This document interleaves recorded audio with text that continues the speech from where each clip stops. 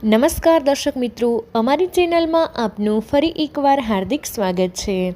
તો મિત્રો, મહાશિવરાત્રિના દિવસે કોઈ પણ સંજોગે આ 10 રૂપિયાની વસ્તુ અચૂકપણે ઘરમાં લાવજો।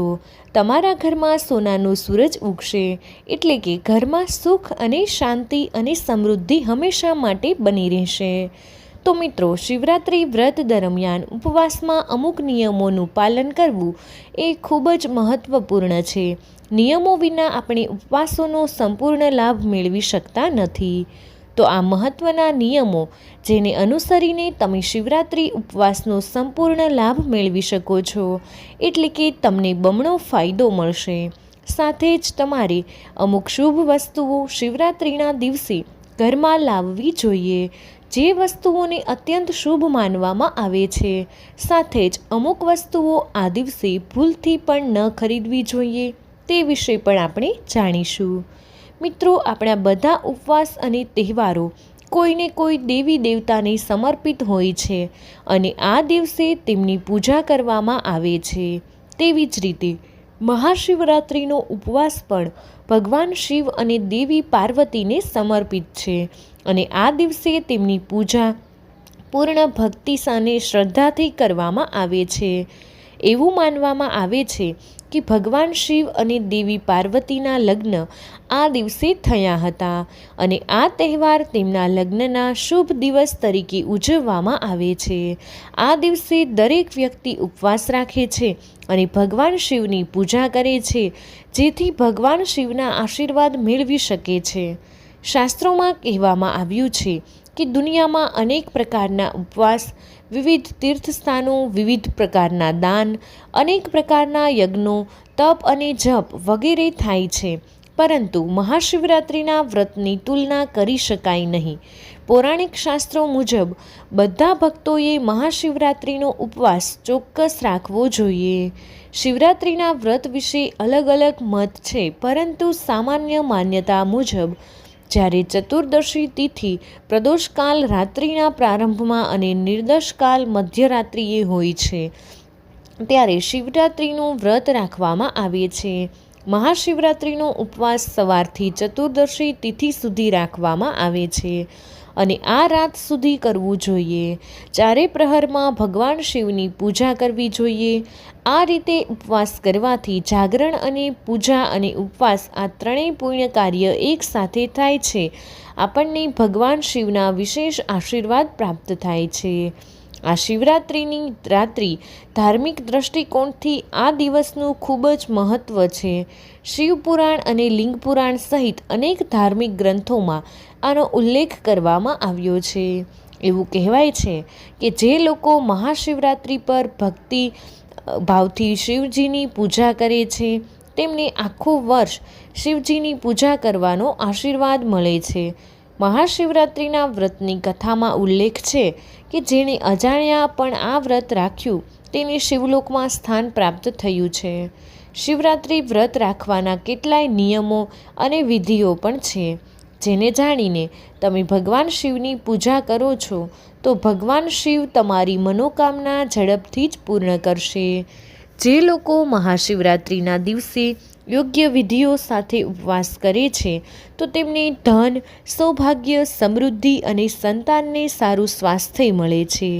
તો મહાશિવરાત્રિ પર ઉપવાસના કયા નિયમોનું પાલન કરવું જોઈએ, જેથી શિવરાત્રિ પર ઉપવાસ કરવાથી આપણને બમણા ફાયદા મળે?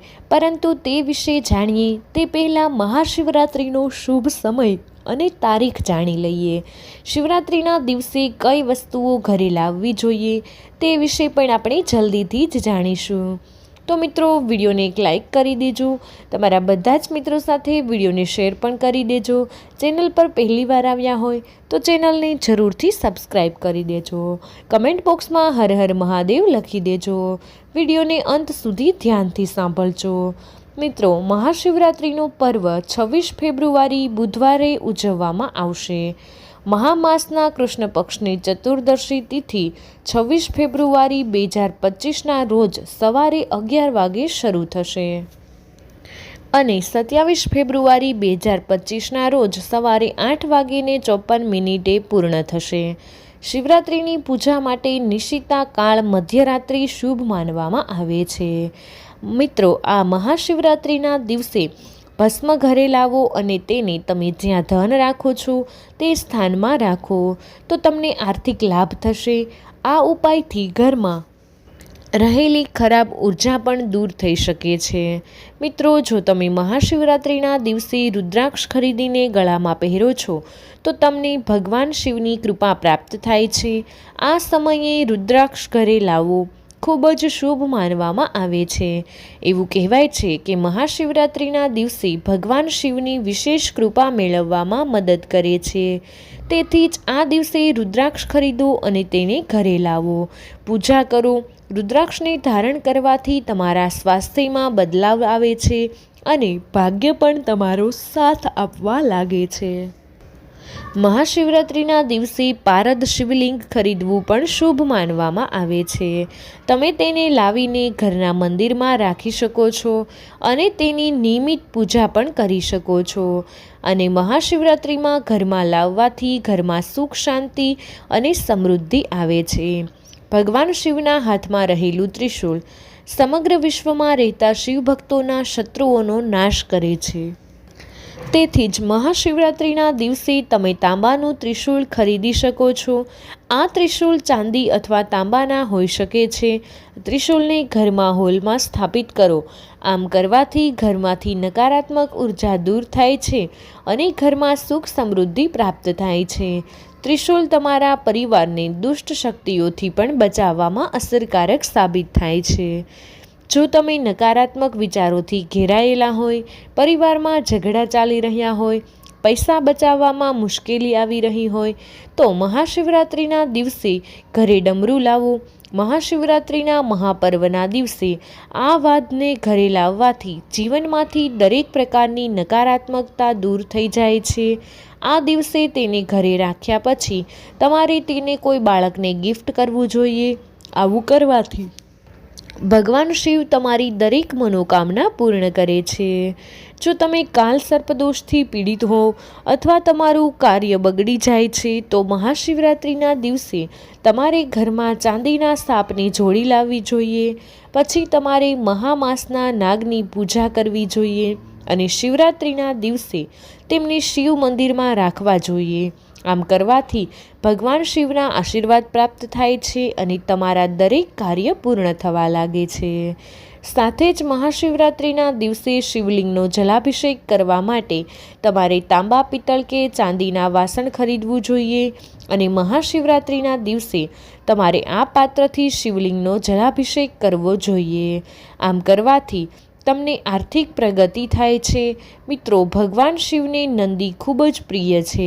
આવી સ્થિતિમાં જો તમે મહાશિવરાત્રિના દિવસે ચાંદીથી બનેલી નંદીની મૂર્તિ તમારા ઘરમાં લાવશો તો તમને ઘણી સમસ્યાઓથી રાહત મળી શકે છે।